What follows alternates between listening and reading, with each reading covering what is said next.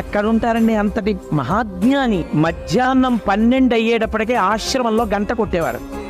భగవాన్ ఇది మీ ఆశ్రమం అంటే ఆయన ఒప్పుకునేవారు కాదు. నా ఆశ్రమం ఏమిటి, నేనెవరు, నాకు ఆశ్రమం ఏం లేదు అని అందరూ భోజనానికి వరసలో నించుంటే ఆయన కూడా ఓ కర్ర మట్టి కమండలం పట్టుకుని లైన్లో నించునేవారు. లైన్లో నించుని అందరూ కూర్చుంటే ఆయన కూర్చునేవారు. అందరికీ ఏది వడ్డించారో తనకి అదే వడ్డించాలి. ఒక లడ్డు ఎక్కువ తీసుకొచ్చి వడ్డిస్తే ఇదే వద్దని చెప్పాను. అంతట తినేది పరబ్రహ్మమే, ఈ పెద్దరికాలు నాకొద్దు, మీరు అందరికీ సమానంగా పెట్టండి అని చెప్పి తినేవారు కాదు. ఏదైనా అందరూ ఏది తిన్నారో తాను తినాలంతే. నా అన్న మాట ఆయన వాడేవారు కాదు. ఎవరైనా వచ్చి భగవన్ ఆశ్రమంలో 500 లీటర్ల వాటర్ ట్యాంక్ ఒకటి కట్టిద్దాం అనుకుంటున్నాం, 500 కట్టించమంటారా, 250 లీటర్ల ట్యాంక్ కట్టించమంటారా అని అడిగేవారు. మీరు 250 లీటర్ల ట్యాంకు కట్టించక్కర్లేదు, 500 లీటర్ల ట్యాంకు కట్టించ